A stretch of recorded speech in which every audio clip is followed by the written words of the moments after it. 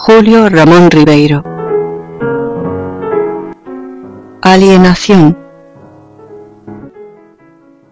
A pesar de ser Zambo y de llamarse López, quería parecerse cada vez menos a un zaguero de Alianza Lima y cada vez más a un rubio de Filadelfia. La vida se encargó de enseñarle que si quería triunfar en una ciudad colonial, más valía saltar las etapas intermediarias y ser, antes que un blanquito de acá, un gringo de allá. Toda su tarea en los años que lo conocí consistió en deslopizarse y deszambarse lo más pronto posible y en americanizarse antes de que le cayera el guaico y lo convirtiera para siempre, digamos, en un portero de banco o en un chofer de colectivo. Tuvo que empezar por matar al peruano que había en él y por coger algo de cada gringo que conoció. Con el botín se compuso una nueva persona, un ser hecho de retazos que no era ni zambo ni gringo, el resultado de un cruce contra natura, algo que su vehemencia hizo derivar, para su desgracia, de sueño rosado a pesadilla infernal. Pero no anticipemos. Precisemos que se llamaba Roberto, que años después se le conoció por Bobby, pero que en los últimos documentos oficiales figura con el nombre de Bob. En su ascensión vertiginosa hacia la nada, fue perdiendo en cada etapa una sílaba de su nombre. Todo empezó la tarde en que un grupo de blanquiñosos jugábamos con una pelota en la plaza Bolognesi. Era la época de las vacaciones escolares, y los muchachos que vivíamos en los chalets vecinos, hombres y mujeres, nos reuníamos allí para hacer algo con esas interminables tardes de verano. Roberto iba también a la plaza. A pesar de estudiar en un colegio fiscal y de no vivir en chalet, sino en el último callejón que quedaba en el barrio. Iba a ver jugar a las muchachas y a ser saludado por algún blanquito que lo había visto crecer en esas calles y sabía que era hijo de una lavandera. Pero, en realidad, como todos nosotros, iba para ver a Keka. Todos estábamos enamorados de Keka, que ya llevaba 2 años siendo elegida reina en las representaciones de fin de curso. Keka no estudiaba con las monjas alemanas del Santa Úrsula, ni con las norteamericanas del Villa María, sino con las españolas de la Reparación. Pero eso nos tenía sin cuidado, así como que su padre fuera un empleadito que iba a trabajar en ómnibus, o que su casa tuviera un solo piso y geranios en lugar de rosas. Lo que contaba entonces era su tez capuli, sus ojos verdes, su melena castaña, su manera de correr, de reír, de saltar y sus invencibles piernas, siempre descubiertas y doradas, y que con el tiempo serían legendarias. Roberto iba solo a verla jugar, pues ni los mozos que venían de otros barrios de Miraflores y más tarde de San Isidro y de Barranco lograban atraer su atención. Peluca Rodríguez se lanzó una vez de la rama más alta de un ficus. Lucas de Tramontana vino en una reluciente moto que tenía 8 faros. El Chancho Gómez le rompió la nariz a un heladero que se atrevió a silbarnos. Armando Wolf estrenó varios ternos de lanilla y hasta se puso corbata de mariposa. Pero no obtuvieron el menor favor de Queca. Queca no le hacía caso a nadie.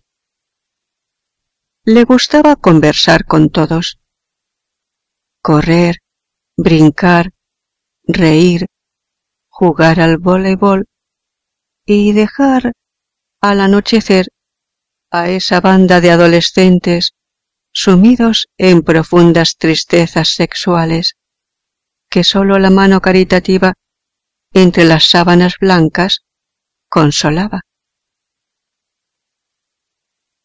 Fue una fatídica bola la que alguien arrojó esa tarde y que Queca no llegó a alcanzar y que rodó hacia la banca donde Roberto, solitario, observaba. Era la ocasión que esperaba desde hacía tanto tiempo. De un salto aterrizó en el césped, gateó entre los macizos de flores, saltó el seto de granadilla, metió los pies en una acequia y atrapó la pelota que estaba a punto de terminar en las ruedas de un auto. Pero cuando se la alcanzaba, Queca, que estiraba ya las manos, pareció cambiar de lente, observar algo que nunca había mirado. Un ser retaco, oscuro, vembudo y de pelo ensortijado. Algo que tampoco le era desconocido, que había tal vez visto como veía todos los días las bancas o los ficus, y entonces se apartó aterrorizada. Roberto no olvidó nunca la frase que pronunció Queca al alejarse a la carrera. «Yo no juego con zambos». Estas 5 palabras decidieron su vida. Todo hombre que sufre se vuelve observador.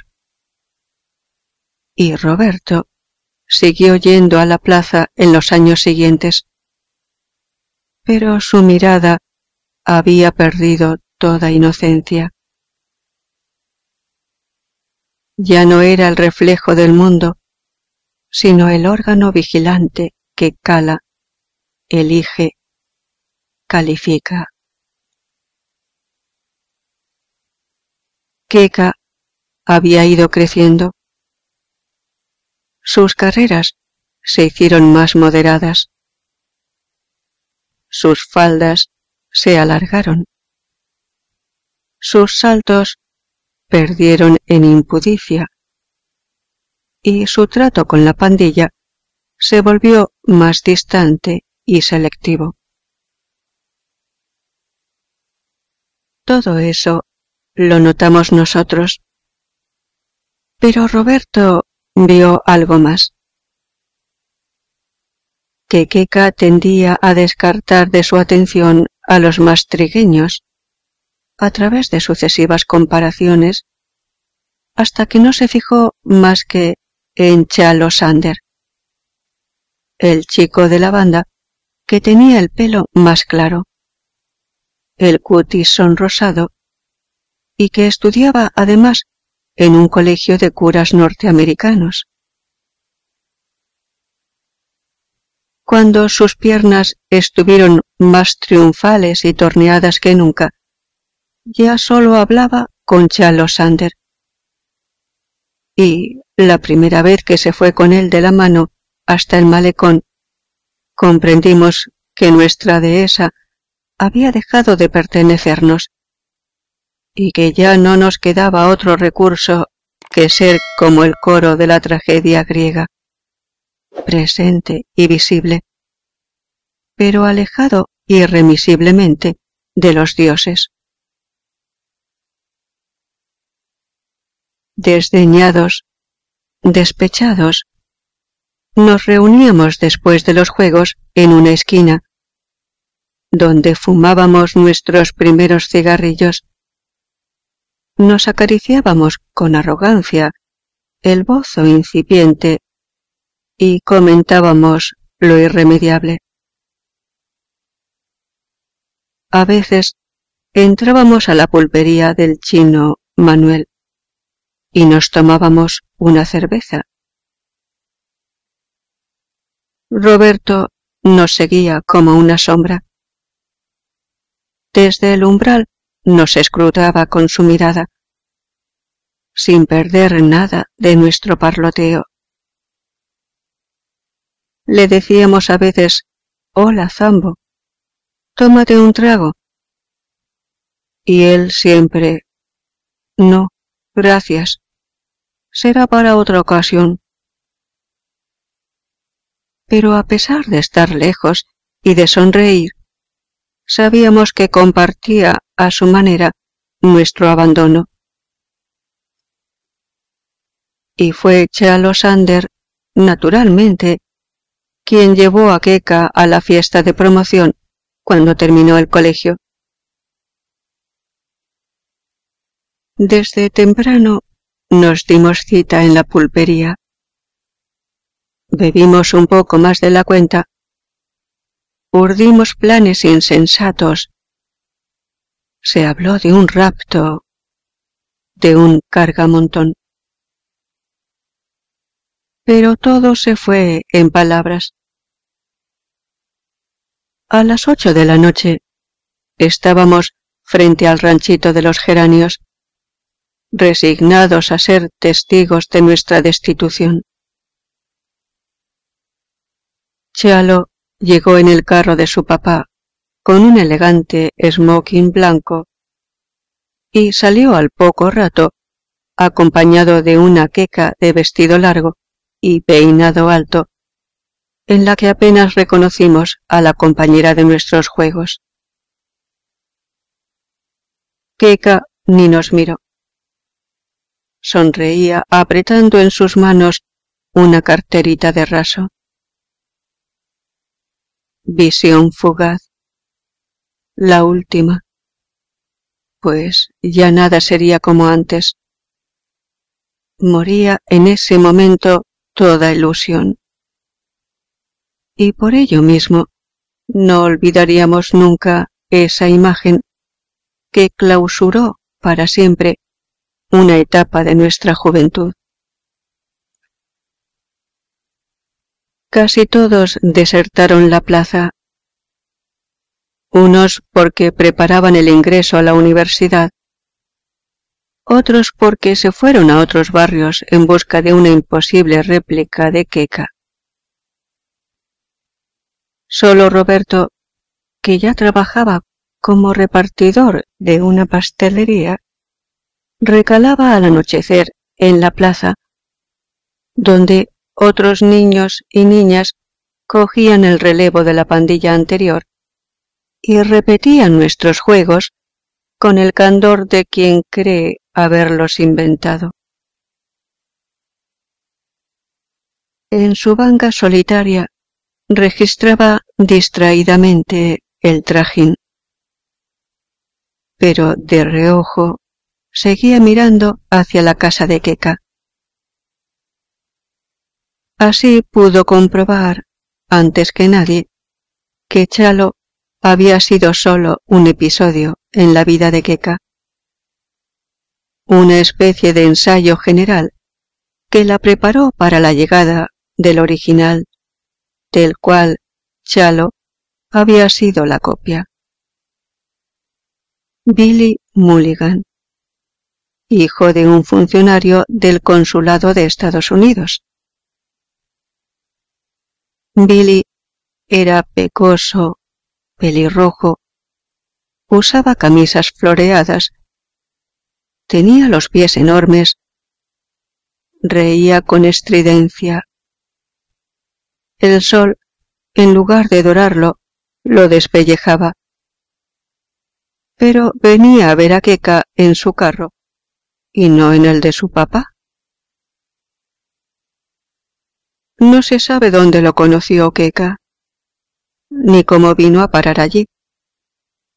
Pero cada vez se le fue viendo más, hasta que solo se le vio a él, sus raquetas de tenis, sus anteojos ahumados, sus cámaras de fotos, a medida que la figura de Chalo se fue opacando, empequeñeciendo y espaciando, y terminó por desaparecer.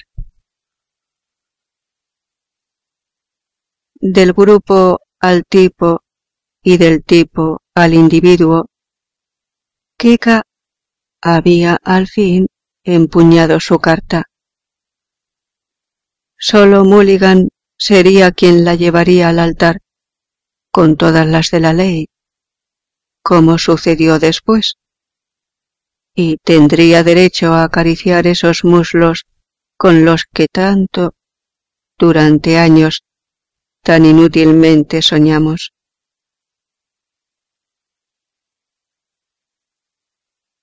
Las decepciones, en general, nadie las aguanta. Se echan al saco del olvido. Se tergiversan sus causas. Se convierten en motivo de irrisión y hasta en tema de composición literaria. Así, el Chancho Gómez se fue a estudiar a Londres. Peluca Rodríguez escribió un soneto realmente cojudo. Armando Wolf concluyó que Keka era una guachafa.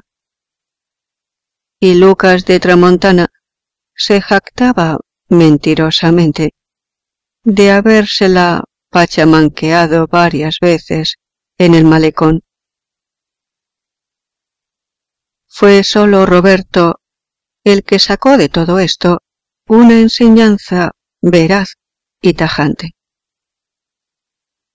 O Mulligan o nada. ¿De qué le valía ser un blanquito más si había tantos blanquitos fanfarrones, desesperados, indolentes y vencidos? Había un estado superior, habitado por seres que planeaban, sin macularse, sobre la ciudad gris, y a quienes se cedía, sin peleas, los mejores frutos de la tierra. El problema estaba en cómo llegar a ser un Mulligan siendo un zambo. Pero el sufrimiento aguza también el ingenio cuando no mata. Y Roberto se había librado a un largo escrutinio y trazado un plan de acción. Antes que nada, había que deszambarse. El asunto del pelo no le fue muy difícil. Se lo teñó con agua oxigenada y se lo hizo planchar. Para el color de la piel ensayó almidón, polvo de arroz y talco de botica hasta lograr el componente ideal. Pero un zambo teñido y empolvado sigue siendo un zambo. Le faltaba saber cómo se vestían, qué decían, cómo caminaban, lo que pensaban. quienes eran en definitiva los gringos. Lo vimos entonces merodear, en sus horas libres, por lugares aparentemente incoherentes, pero que tenían algo en común. Los frecuentaban los gringos. Unos lo vieron parado en la puerta del Country Club, otros a la salida del colegio Santa María. Lucas de Tramontana juraba haber distinguido su cara tras el seto del campo de golf. Alguien le sorprendió en el aeropuerto tratando de cargarle la maleta a un turista. No faltaron quienes lo encontraron deambulando por los pasillos de la embajada norteamericana. Esta etapa de su plan le fue preciosa. Por lo pronto, confirmó que los gringos se distinguían por una manera especial de vestir que él calificó a su manera de deportiva, confortable y poco convencional.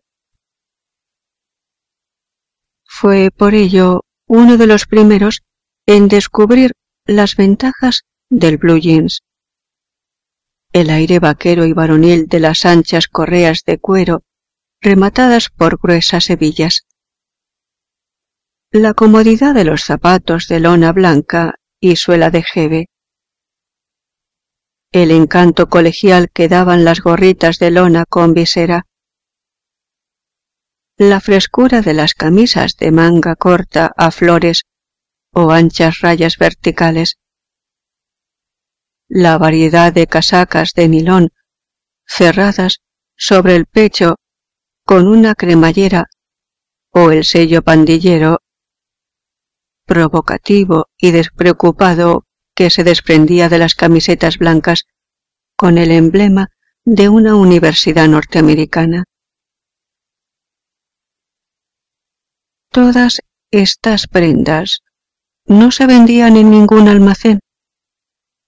Había que encargarlas a Estados Unidos, lo que estaba fuera de su alcance.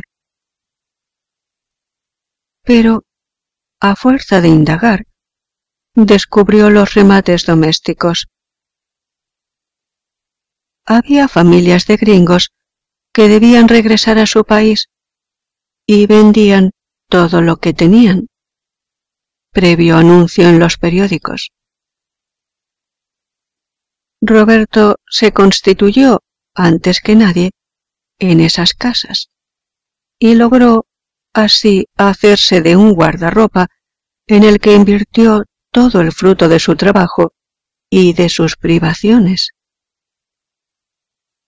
Pelo planchado y teñido, blue jeans y camisa vistosa, Roberto estaba ya a punto de convertirse en Bobby. Todo esto le trajo problemas. En el callejón, decía su madre cuando venía a casa, le habían quitado el saludo al pretencioso. Cuando más le hacían bromas o lo silbaban como a un marica. Jamás daba un centavo para la comida. Se pasaba horas ante el espejo. Todo se lo gastaba en trapos. Su padre, añadía la negra, podía haber sido un blanco roñoso que se esfumó como Fu Manchú al año de conocerla, pero no tenía vergüenza de salir con ella ni de ser piloto de barco. Entre nosotros, el primero en ficharlo fue Peluca Rodríguez, quien había encargado un blue jeans a un purser de la Braniff. Cuando le llegó, se lo puso para lucirlo. Salió a la plaza y se encontró de sopetón con Roberto, que llevaba uno igual. Durante días no hizo sino maldecir al Zambo.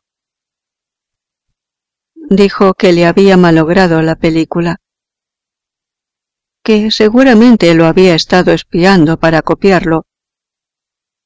Ya había notado que compraba cigarrillos Lucky y que se peinaba con un mechón sobre la frente. Pero lo peor fue en su trabajo. Cauide Morales, el dueño de la pastelería, era un mestizo Watton, ceñudo y regionalista, que adoraba los chicharrones y los valses criollos, y se había rajado el alma durante 20 años para montar ese negocio. Nada lo reventaba más que no ser lo que uno era. Cholo o blanco era lo de menos. Lo importante era la mosca, el agua, el molido. Conocía miles de palabras para designar la plata. Cuando vio que su empleado se había teñido el pelo, aguantó una arruga más en la frente. Al notar que se empolvaba, se tragó un carajo que estuvo a punto de indigestarlo.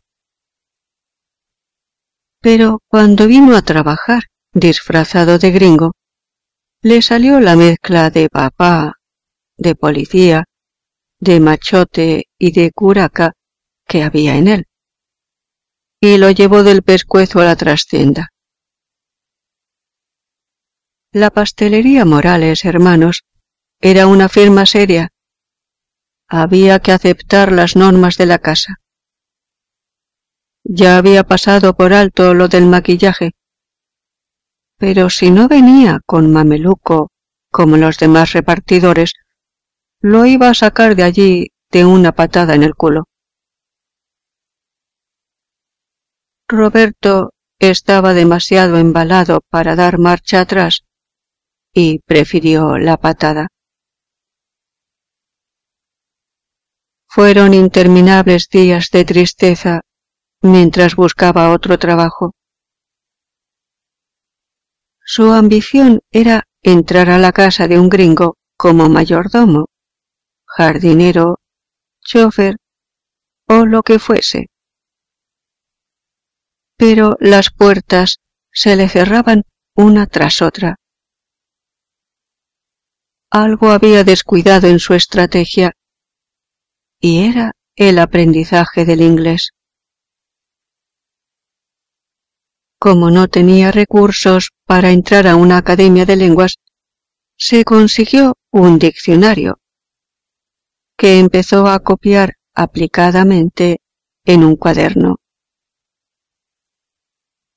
Cuando llegó a la letra C, tiró el arpa, pues ese conocimiento puramente visual del inglés no lo llevaba a ninguna parte.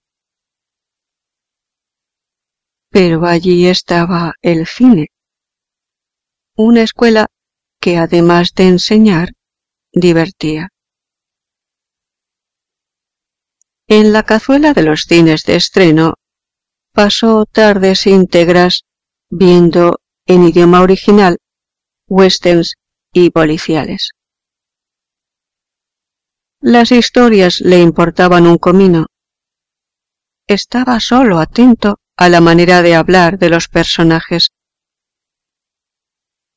Las palabras que lograba entender las apuntaba y las repetía hasta grabárselas para siempre. A fuerza de rever los films, aprendió frases enteras y hasta discursos. Frente al espejo de su cuarto, era tan pronto el vaquero romántico haciéndole una irresistible declaración de amor a la bailarina del bar, como el gánster feroz que pronunciaba sentencias lapidarias mientras cosía a tiros a su adversario. El cine además, alimentó en él ciertos equívocos que lo colmaron de ilusión. Así creyó descubrir que tenía un ligero parecido con Alain Ladd, que en un western aparecía en blue jeans y chaqueta a cuadros rojos y negros. En realidad, solo tenía en común la estatura y el mechón de pelo amarillo que se dejaba caer sobre la frente. Pero vestido igual que el actor, se vio 10 veces seguidas la película, y al término de esta se quedaba parado en la puerta, esperando que salieran los espectadores y se dijeran: «Pero mira, qué curioso, ese tipo se parece a Alain Ladd». Cosa que nadie dijo, naturalmente, pues la primera vez que lo vimos en esa pose, nos reímos de él en sus narices. Su madre nos contó un día que al fin Roberto había encontrado un trabajo. No en la casa de un gringo como quería, pero tal vez algo mejor. En el club de bowling de Miraflores. Servía en el bar de 5 de la tarde a 12 de la noche. Las pocas veces que fuimos allí, lo vimos reluciente y diligente. A los indígenas nos atendía de una manera neutra y francamente impecable. Pero con los gringos era untuoso y servil. Bastaba que entrara uno para que ya estuviera a su lado, tomando nota de su pedido, y segundos más tarde el cliente tenía delante su hot dog y su Coca-Cola. Se animaba además a lanzar palabras en inglés, y como era respondido en la misma lengua, fue incrementando su vocabulario. Pronto contó con un buen repertorio de expresiones que le permitieron granjearse la simpatía de los gringos, felices de ver un criollo que los comprendiera. Como Roberto era muy difícil de pronunciar, fueron ellos quienes decidieron llamarlo Bobby. Y fue con el nombre de Bobby López que pudo al fin matricularse en el Instituto Peruano Norteamericano. Quienes entonces lo vieron dicen que fue el clásico chancón, el que nunca perdió una clase, ni dejó de hacer una tarea, ni se privó de interrogar al profesor sobre un punto oscuro de gramática. Aparte de los blancones, que por razones profesionales seguían cursos allí, conoció a otros López, que desde otros horizontes y otros barrios, sin que hubiera mediado ningún acuerdo, alimentaban sus mismos sueños y llevaban vidas convergentes a la suya. Se hizo amigo especialmente de José María Cabanillas, hijo de un sastre de Surquillo. Cabanillas tenía la misma ciega admiración por los gringos, y hacía años que había empezado a estrangular al zambo que había en él, con resultados realmente vistosos. Tenía además la ventaja de ser más alto, menos oscuro que Bobby, y de parecerse no a Alain Ladd, que después de todo era un actor segundón, admirado por un grupito de niñas snobs, sino al indestructible John Wayne. Ambos formaron entonces una pareja inseparable. aprobaron el año con las mejores notas, y Mr. Brown los puso como ejemplo al resto de los alumnos, hablando de un franco deseo de superación. La pareja debía tener largas, amenísimas conversaciones. Se les veía siempre culoncitos, embutidos en sus blue jeans desteñidos, yendo de aquí para allá. Pero también es cierto que la ciudad no los tragaba. Desarreglaban todas las cosas. Ni parientes ni conocidos los podían pasar. Por ello, alquilaron un cuarto en un edificio del jirón Mogollón y se fueron a vivir juntos. Allí edificaron un reducto inviolable que les permitió interpolar lo extranjero en lo nativo y sentirse en un barrio californiano en esa ciudad brumosa. Cada cual contribuyó con lo que pudo. Bobby con sus afiches y sus pósters, y José María, que era aficionado a la música, con sus discos de Frank Sinatra, Dean Martin y Tommy Dorsey. ¡Qué gringos eran! Mientras, recostados en el sofá cama, fumando su Lucky, escuchaban Strangers in the Night y miraban pegado al muro el puente sobre el río Hudson. Un esfuerzo más y ¡hop! Ya estaban caminando sobre el puente. Para nosotros era difícil viajar a Estados Unidos. Había que tener una beca o parientes allá o mucho dinero. Ni López ni Cabanillas estaban en ese caso. No vieron entonces otra salida que el salto de pulga, como ya lo practicaban otros blanquiñosos, gracias al trabajo de Purser en una compañía de aviación. Todos los años convocaban a concurso y ellos se presentaron. Sabían más inglés que nadie. Les encantaba servir. Eran sacrificados e infatigables. Pero nadie los conocía. No tenían recomendación y era evidente para los calificadores que se trataba de mulatos talqueados. Fueron desaprobados.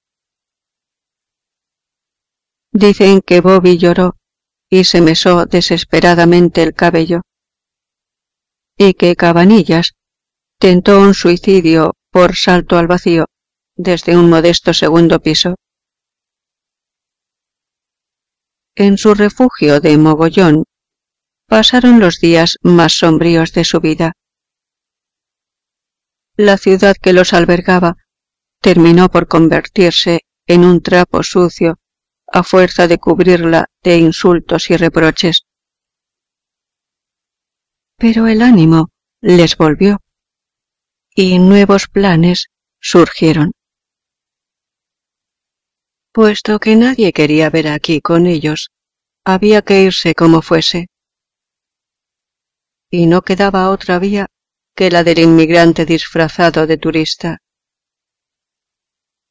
Fue un año de duro trabajo, en el cual fue necesario privarse de todo a fin de ahorrar para el pasaje y formar una bolsa común que les permitiera defenderse en el extranjero.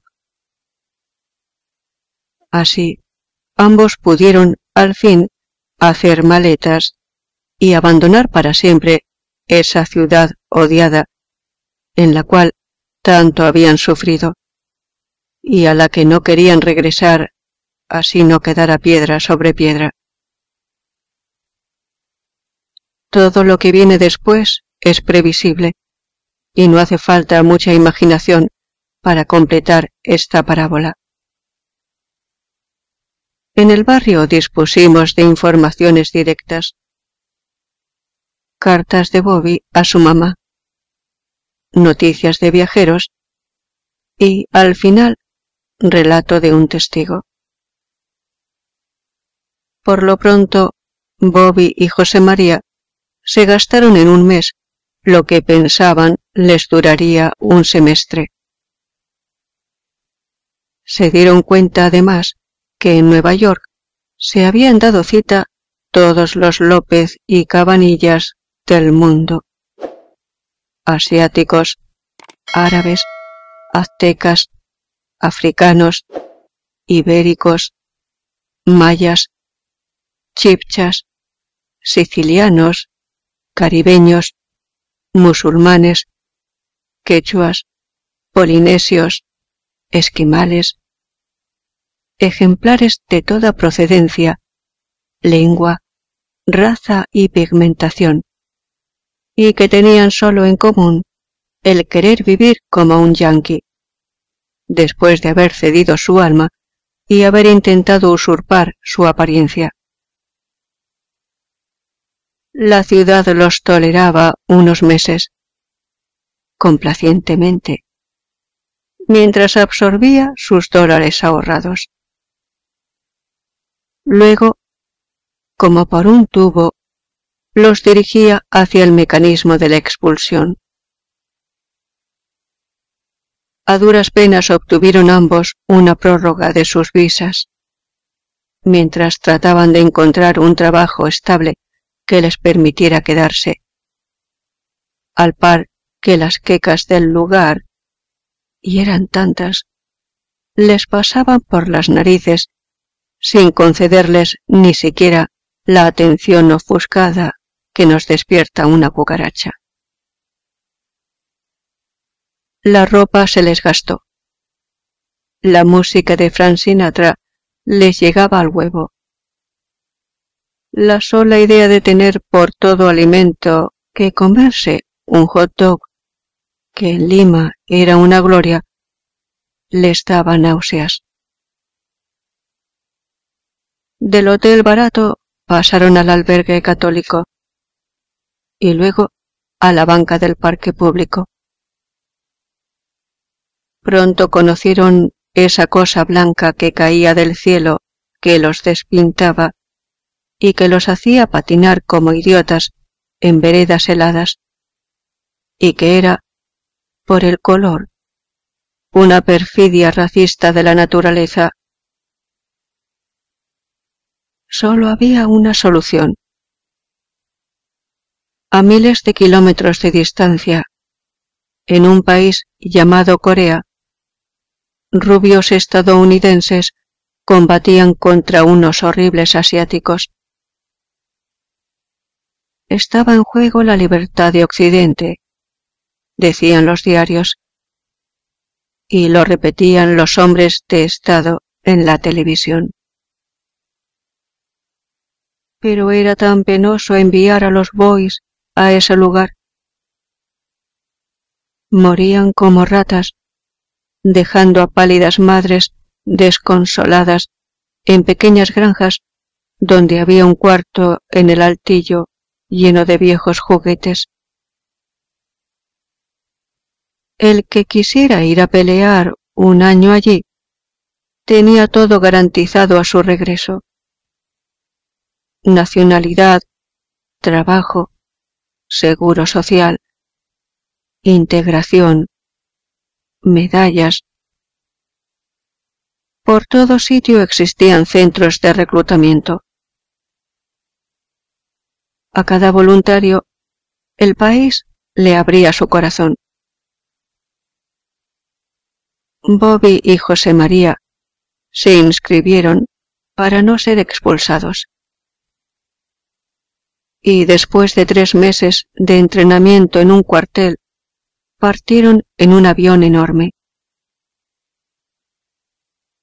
La vida era una aventura maravillosa. El viaje fue inolvidable. Habiendo nacido en un país mediocre, misérrimo y melancólico, haber conocido la ciudad más agitada del mundo, con miles de privaciones, es verdad, pero ya eso había quedado atrás. Ahora llevaban un uniforme verde. Volaban sobre planicies, mares y nevados. Empuñaban armas devastadoras y se aproximaban jóvenes aún colmados de promesas al reino de lo ignoto. La lavandera María tiene cantidades de tarjetas postales con templos, mercados y calles exóticas, escritas con una letra muy pequeña y aplicada. ¿Dónde quedará Seúl? Hay muchos anuncios y cabarets. Luego, cartas del frente, que nos enseñó cuando le vino el primer ataque y dejó de trabajar unos días. Gracias a estos documentos pudimos reconstruir, bien que mal, lo que pasó. Progresivamente, a través de sucesivos tanteos, Bobby fue aproximándose a la cita que había concertado desde que vino al mundo. Había que llegar a un paralelo y hacer frente a oleadas de soldados amarillos que bajaban del polo como cancha. Para eso estaban los voluntarios, los indómitos vigías de Occidente. José María se salvó por milagro y enseñaba con orgullo el muñón de su brazo derecho cuando regresó a Lima, meses después. Su patrulla había sido enviada a reconocer un arrozal, donde se suponía que había emboscada una avanzadilla coreana. Bobby no sufrió, dijo José María. La primera ráfaga le voló el casco y su cabeza fue a caer en una acequia, con todo el pelo pintado, revuelto hacia abajo. Él solo perdió un brazo, pero estaba allí vivo, contando estas historias, bebiendo su cerveza helada, desempolvado ya y zambo como nunca, viviendo holgadamente de lo que le costó ser un mutilado. La mamá de Roberto había sufrido entonces su segundo ataque, que la borró del mundo. No pudo leer así la carta oficial en la que le decían que Bob López había muerto en acción de armas y tenía derecho a una citación honorífica y a una prima para su familia. Nadie la pudo cobrar.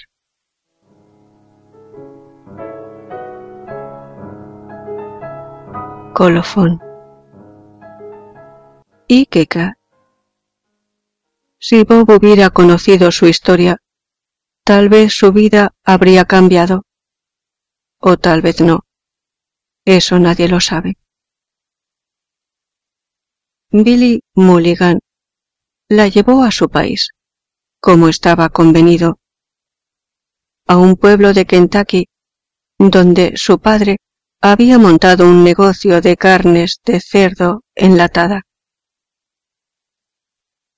Pasaron unos meses de infinita felicidad en esa linda casa con amplia calzada, verja, jardín y todos los aparatos eléctricos inventados por la industria humana. Una casa, en suma, como las que había en 100.000 pueblos de ese país continente. Hasta que a Billy le fue saliendo el irlandés que disimulaba su educación puritana, al mismo tiempo que los ojos de Keka se agrandaron y adquirieron una tristeza limeña. Billy fue llegando cada vez más tarde. Se aficionó a las máquinas tragamonedas y a las carreras de auto. Sus pies le crecieron más y se llenaron de callos. Le salió un lunar maligno en el pescuezo. Los sábados se inflaba de bourbon en el club Amigos de Kentucky. Se enredó con una empleada de la fábrica. Chocó 2 veces el carro. Su mirada se volvió fija y aguachenta, y terminó por darle de puñetazos a su mujer, a la linda, inolvidable Keka, en las madrugadas de los domingos, mientras sonreía estúpidamente y la llamaba chola de mierda.